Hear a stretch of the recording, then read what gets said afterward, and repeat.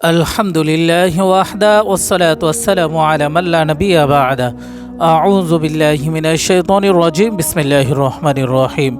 প্রিয় দর্শক মণ্ডলী, আশা করি মহান আল্লাহ পাক রব্বুল আলামিনের অশেষ মেহেরবানি ও দয়ায় আপনারা সকলেই ভালো আছেন। প্রিয় দর্শক মণ্ডলী, আজকে আপনাদের সামনে একটি দোয়া কবুলের গল্প তুলে ধরব, যে গল্পটি শুনলে আপনি অত্যন্ত উপকৃত হবেন। আজকের গল্পটি খুবই গুরুত্বপূর্ণ একটি দোয়া কবুলের গল্প। ঝিনাইদহ থেকে এক আপু দোয়া কবুলের গল্পটি আমাদের কাছে ইমেল করে পাঠিয়েছে। আপুটি লিখেছে, ভাই, আমি অত্যন্ত ধার্মিক সোসাইটির একটি মেয়ে। আমার বাবা মা দুজনেই ধার্মিক। ছোটোকাল থেকে আমি কোরআন শরীফ, নামাজ রোজা পড়তে পছন্দ করতাম। আমি নামাজ রোজা পড়তাম এবং সদা সর্বদা আল্লাহর কাছে দোয়া করতাম, আল্লাহ পাক রব্বুল আলামিন যেন আমাকে একটা দিনদার জীবনসঙ্গী দান করেন। আমি আল্লাহর কাছে দোয়া করতাম আমার পড়াশোনা ইন্টারমিডিয়েট কমপ্লিট করার পর আমার বাবা মা তাদের পছন্দ মতো একটা ছেলের কাছে আমাকে বিবাহ দেয়। বিবাহ দেওয়ার পর কিছুদিন আমার সংসার জীবন খুবই সুন্দরই চলতেছিল। তো একদিন রাতের বেলা দেখলাম আমার স্বামী হুট করে নেশাগ্রস্ত অবস্থায় আমার ঘরে ঢুকে এবং সে উল্টাপাল্টা কথা বলে। সেদিন ঘরে এসে আমাকে ভীষণভাবে আঘাত করে। আমি এমনিতে অসুস্থ ছিলাম, তার উপরে সে আমাকে ভীষণ আঘাত করে আমাকে মারে। তখন আমি বুঝতে পারলাম যে আমার স্বামী নেশাগ্রস্ত বা নেশা করছে। তখন আমি কিছু বলি না, তার সেবা যত্ন করি, কিন্তু সে আমাকে কোনো কিছুতেই পাত্তা দিচ্ছে না। সেদিন থেকে আমার স্বামী একটানা 5 বছর কোনো দিন আমাকে সে ভালোবাসেনি, আমার কাছে আসেনি, আমাকে দেখতে পারে না, আমাকে ঠিকমতো ভরণ পোষণ দেয় না, আমাকে গালাগালি করে। আমার স্বামী খারাপ হয়ে যায়। আমি অত্যন্ত ডিপ্রেশনে পড়ে যাই এবং আল্লাহর কাছে বলতে থাকি যে, আল্লাহ, আমার জীবনটা কেন এলোমেলো করে দিলা, এবং আমার বাচ্চাগুলো অসুস্থ হয়ে যাচ্ছে দিন দিন, তাদের খাবার ঠিকমতো জোগাড় করতে পারতেছে না, পরিবারের কেউ আগিয়ে আসতেছে না, ইত্যাদি সমস্যায় পড়ে যাই। আমি ডিপ্রেশনে পড়ে যাই, আমি কি করব। এবং আমাদের শ্বশুর শাশুড়িও আমাদের দেখতে পারে না, আমাদের দোষ ধরে, আমাদের ভালো শুনতে পারে না। সর্বশেষ সমস্ত কষ্ট বুকে রেখে, বুকে চাপা দিয়ে আমি ইউটিউব থেকে 2টি আমল নেই। একটি হচ্ছে দুরূদ শরীফ আর ইস্তেগফারের আমল।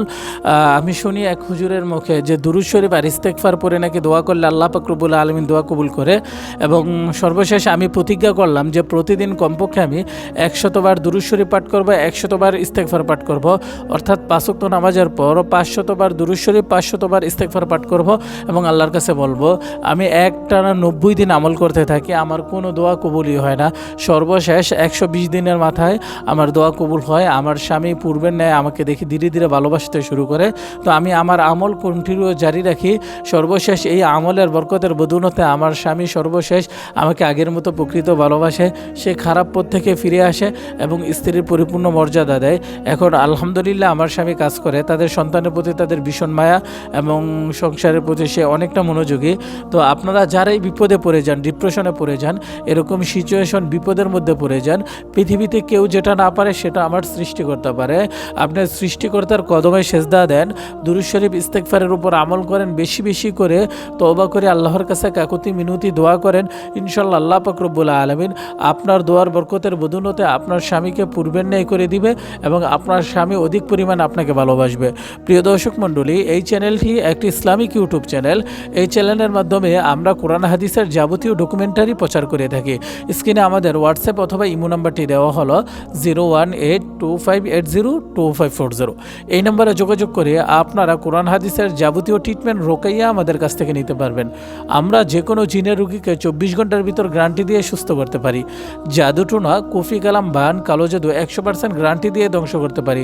যাদের বিয়ে হয় না, ছেলে মেয়ে হয় না, সংসারে শান্তি নেই, কামাই রুজিতে বরকত নাই, ছেলে মেয়ে কথা শোনে না, অবাধ্য সন্তান, অবাধ্য মেয়েকে বাধ্য করি একমাত্র কোরআনের তদবির, কোরআনের রোকাইয়া দিয়ে। এছাড়াও কোরআন দিয়ে আমরা যাবতীয় ট্রিটমেন্ট রোকাইয়া করে থাকি। যাদের কোরআনের রোকাইয়া ট্রিটমেন্টের প্রয়োজন তারা স্ক্রিনে দেওয়া মোবাইল নম্বরে আমাদের সাথে যোগাযোগ করতে পারেন। ধন্যবাদ। আসসালামু আলাইকুম ওয়া রাহমাতুল্লাহ।